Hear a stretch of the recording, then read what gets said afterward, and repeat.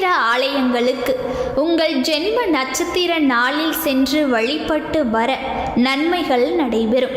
சூரியன், சந்திரன், சுக்கிரன், செவ்வாய், புதன், குரு, சனி, ராகு, கேது என 9 கிரகங்களும் 3 நட்சத்திரங்கள் வீதம் 27 நட்சத்திரங்களை ஆட்சி செய்கின்றன. இந்த வரிசையில் இன்று நாம் பார்க்க போற மகம் நட்சத்திரத்தின் கோவில் திண்டுக்கல் மாவட்டம் விராலிப்பட்டி அருகே அருள்மிகு மகாலிங்கேஸ்வரர் திருக்கோவில் அமைந்துள்ளது. மகம் நட்சத்திரத்தில் பிறந்தவர்களும் பரத்வாஜ கோத்திரத்தில் பிறந்தவர்களும் தங்களது ஆயுள் காலத்தில் அடிக்கடியோ அல்லது மகம் நட்சத்திரத்தன்றோ வழிபட வேண்டிய திருத்தலம். அளவில் சிறிய இக்கோவிலில் மகாலிங்கேஸ்வரர் கிழக்கு நோக்கி அருள் பாலிக்கிறார். இவருக்கு வலது பக்கத்தில் உள்ள சந்நிதியில் மரகதவள்ளி, மாணிக்கவள்ளி என்ற 2 அம்பிகையர் காட்சி தருகின்றனர். மதுரையில் அருளும் மீனாட்சி அம்மனின் பெயரால் இவர்களுக்கு இப்பெயர் சூட்டப்பட்டது. கிழக்கு நோக்கிய இந்த சன்னதிக்குள் அம்பாள்கள் இருவரும் தெற்கு நோக்கி மதில் ஓரத்தில் உள்ளனர். சன்னதிக்குள் எட்டி பார்த்துதான் இவர்களை தரிசிக்க முடியும். இத்தகைய அமைப்பிலான சன்னதியை காண்பது அரிது. இச்சா சக்தி, கிரியா சக்தியாக அருள்பாலிக்கும் இந்த அம்பிகையரை வழிபட்டால் ஞான சக்தியான இறைவனை எளிதாக அடையலாம் என்பதை உணர்த்தும் வகையில் இவ்வாறு அமைந்துள்ளது. பரத்வாஜர் ஒரு தவமேடையில் யோகத்தில் மனதை ஒடுக்கி சிவனை வழிபட்டார். இதனால் இத்தலத்திற்கு ஒடுக்கும் தவசி மேடை என்ற பெயர் ஏற்பட்டது. சிவாலயங்களில் ஈசான்ய திசையில் காட்சி தரும் பைரவர் இங்கு சிவனுக்கு எதிரில் காட்சியளிக்கிறார். இங்கு அருளும் மகாலிங்கேஸ்வரர் மிகவும் சக்தி வாய்ந்தவர் என்பதால் இவரது உக்கிரம் பக்தர்களை தாக்காமல் இருக்க எதிரில் பைரவரை பிரதிஷ்டை செய்துள்ளனர். இவரை ஆதி பைரவர் என்கின்றனர்.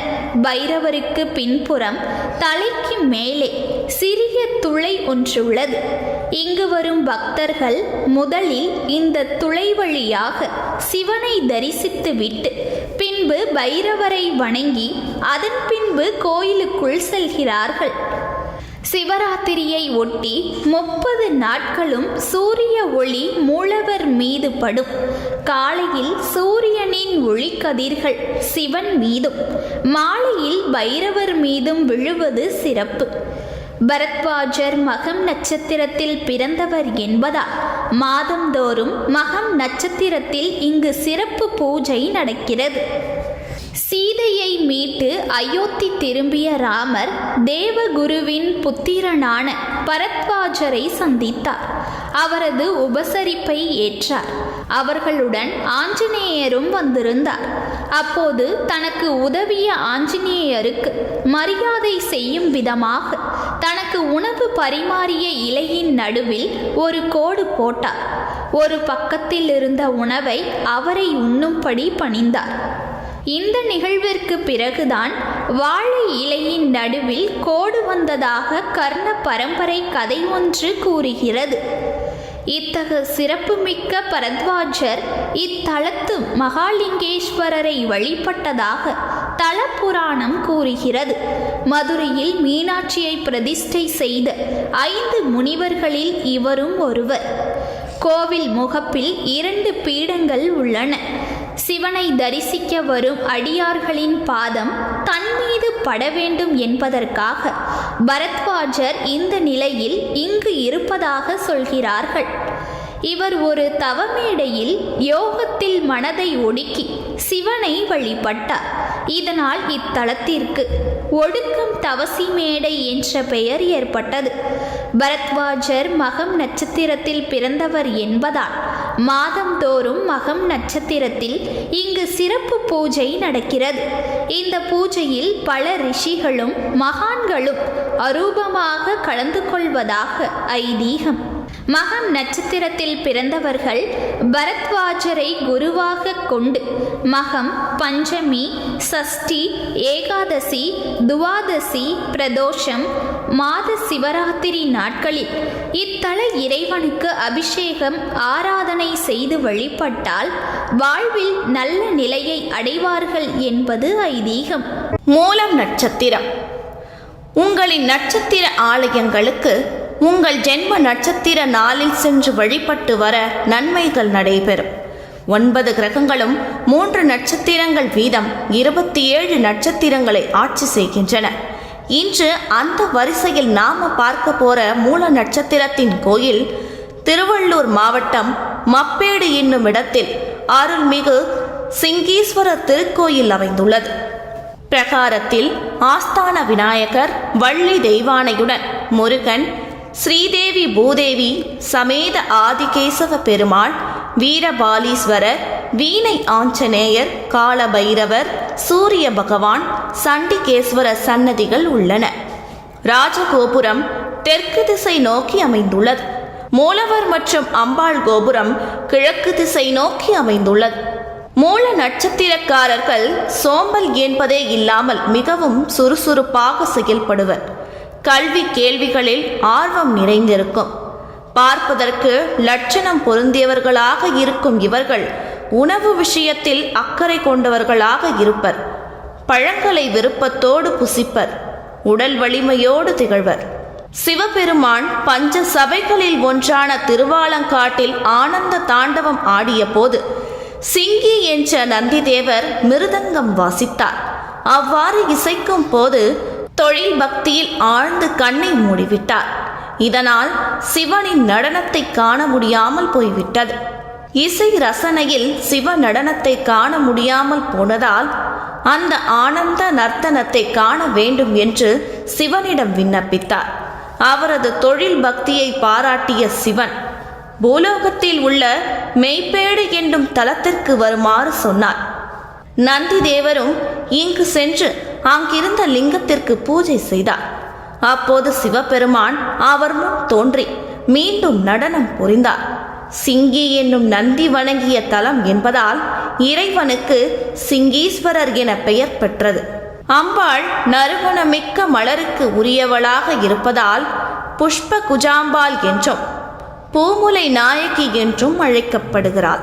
தேவர்களும் அசுரர்களும் பார்க்கடலை கடைந்த போது மோகினி அவதாரம் எடுத்த மகாவிஷ்ணு தனது மெய்யான ரூபத்தை பெற இங்கு சிவனை வழிபட்டார்.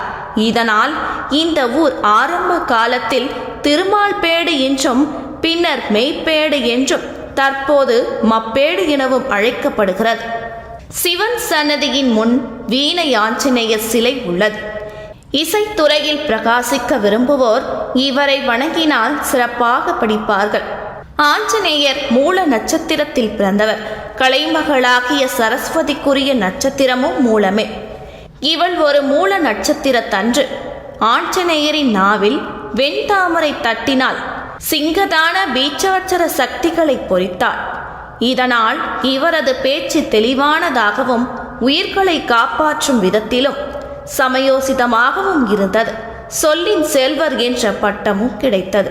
மூல நட்சத்திரத்தில் பிறந்தவர்கள் தங்களது பிறந்த நட்சத்திரத்தன்று இத்தலத்தில் பிரார்த்தனை செய்தால் கல்வியும் பேச்சிலும் சிறந்து விளங்குவார்கள். கோயிலின் வடகிழக்கு மூலையில் 5000 ஆண்டுகளுக்கு முற்பட்ட ஸ்ரீ வீரபாலீஸ்வரர் சன்னதி உள்ளது.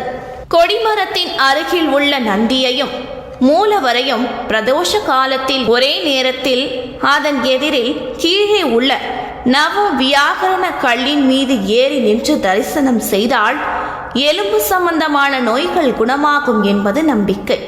இங்குள்ள துர்க்கை மிகவும் விசேஷமானவள். 42 வாரம் இவளுக்கு தீபமேற்றி வழிபட்டால் வேண்டியது கிடைக்கும் என்பது ஐதீகம். சோழர் கால கோயில். வீரபாண்டியன் தலை கொண்டவன் என்ற பெயர் கொண்ட சோழ மன்னனான 2ஆம் ஆதித்ய கரிகாலன் கிபி 976 கோவில் கட்டப்பட்டது. இவன் தஞ்சை பெரிய கோயிலை கட்டிய ராஜராஜ சோழனின் சகோதரர்.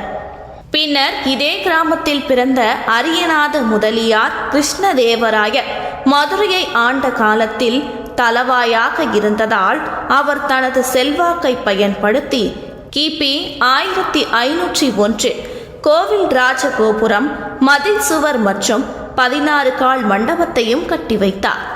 மூல நட்சத்திரக்காரர்கள் தங்களுக்கு ஏற்படும் தோஷங்கள் நீங்க இத்தல இறைவனை வழிபாடு செய்கின்றனர்.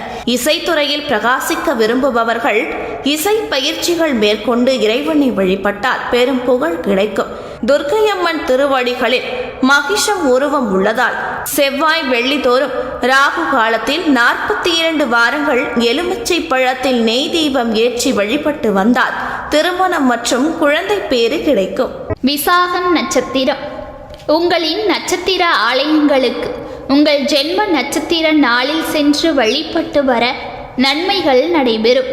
9 கிரகங்களும் 3 நட்சத்திரங்கள் வீதம் 27 நட்சத்திரங்களை ஆட்சி செய்கின்றன. இன்று அந்த வரிசையில் நாம பார்க்க போற விசாகம் நட்சத்திரத்தின் கோவில் திருநெல்வேலி மாவட்டம் செங்கோட்டை அருகே பன்மொழி என்னும் இடத்தில் அருள்மிகு முத்துக்குமார சுவாமி திருக்கோவில் அமைந்துள்ளது. பந்தள மன்னர் எழுப்பிய கோவில் இதுவாகும். இவ்வூரை சுற்றி ஐயப்பன் ஸ்தலங்களான ஆரியங்காவு, அச்சன் கோவில், குளத்துப்புழை ஆகிய ஸ்தலங்கள் இருப்பது குறிப்பிடத்தக்கது. விசாகம் நட்சத்திரக்காரர்கள் வியாபாரத்தில் விருப்பத்துடன் ஈடுபடுவர். நடக்காததையும் நடத்தி காட்டும் சாமர்த்தியம் பெற்றவர்கள். சங்கீதம் போன்ற கலைகளில் ஆர்வம் இருக்கும். தன்னை பற்றி தானே புகழ்ந்து கொள்ளும் இவர்கள் திறமைசாலிகளாகவும் இருப்பர். தான தர்மம் செய்வதில் அக்கறை காட்டுவர். இங்குள்ள மூலவருக்கு மூக்கன் என்று ஒரு பெயர் உண்டு. மலை மீது ஏறிச் செல்ல 626 படிக்கட்டுகள் உள்ளன. மலை மீது திருமலை காளி அருள் பாலிக்கிறார். விநாயகர் சன்னதிக்கு 16 படிக்கட்டுகள் உள்ளன. 16 செல்வங்களும் 16 படிக்கட்டுகளாக இருப்பதாக கூறுகிறார்கள். 500 அடி உயரமுள்ள திருமலை 544 படிகள் ஏறி கோயிலை அடைய வேண்டும். இதை திரிகூட மலை என்றும் சொல்வர். 2 மலைகள் இந்த மலையினை தொட்டு கொண்டிருப்பது போல் தோன்றுவதால் இந்த பெயர் ஏற்பட்டது. மலைப்பாதையின் துவக்கத்தில் வல்லபை விநாயகர் சன்னதி உள்ளது. இவரை வணங்கி அடிவாரத்தில் உள்ள பாத மண்டபத்தை தரிசித்து படியேற வேண்டும். 2 பாதங்கள் இந்த சன்னதியில் உள்ளன. பாதையின் நடுவில் நடுவட்ட விநாயகர் சன்னதி உள்ளது. பின்னர் இடுப்பன் சன்னதியை வணங்க வேண்டும். மலை உச்சியில் உள்ள கோவிலின் தீர்த்தத்தை அஷ்டபத்ம குளம் என்று அழைத்தனர். இந்த குளத்திற்கு தற்போது பூஞ்சுனை என பெயரிட்டுள்ளனர்.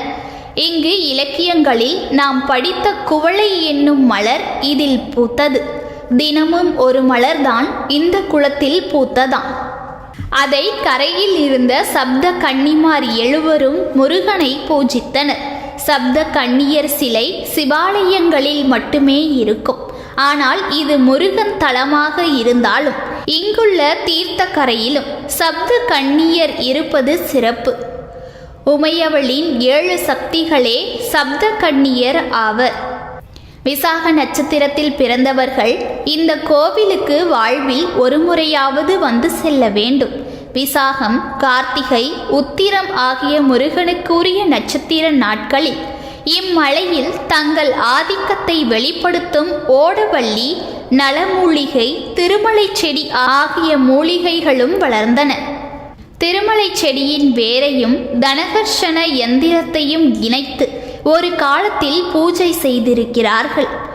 இன்று இந்த மூலிகைகளை அடையாளம் காண முடியாவிட்டாலும் இங்கு சென்று வந்தவர்களின் வாழ்வில் திருப்பம் ஏற்படும் என்பது நிஜம். வி என்றால் மேலான என்றும், சாகம் என்றால் ஜோதி என்றும் பொருள்படும். விசாக நட்சத்திரம் விமல சாகம், விபவ சாகம், விபுல சாகம் என்ற 3 வகை ஒளி கிரகணங்களை கொண்டது. இந்த கிரகணங்கள் அனைத்தும் இம்மலையில் படுவதால் விசாக நட்சத்திரத்தினர் ஆயுள் முழுவதும் சென்று வழிபடுவதற்கு ஏற்றது என்று சித்தர்கள் கூறியுள்ளனர். பந்தள மன்னர் எழுப்பிய கோவில் எது என யாரை கேட்டாலும் இது தெரியாதா, சபரிமலை ஐயப்பன் கோவில் என்பார்கள். பந்தளத்தை ஆண்ட ராஜாக்கள்தான் கேரள எல்லையில் உள்ள திருமலை கோவிலையும் எழுப்பியுள்ளனர். இக்கோவில் உருவாக காரணமாக இருந்த பூவன் பட்டரின் வேண்டுகோளின்படி பந்தள மன்னர் இக்கோவிலை எழுப்பியுள்ளார். பண்புள்ளி அருகில் உள்ள அச்சன்புதூரில் சிவகாமி அம்மையார் வசித்து வந்தார். இவரது கணவர் கங்கைமுத்து தேவர். இவர்களுக்கு குழந்தை இல்லை. திருமலை முருகனை வணங்கி குழந்தை வரம் கோரினார். கோவிலில் கல் மண்டபம் ஒன்றை அமைக்கவும் அவர் முடிவெடுத்தார்.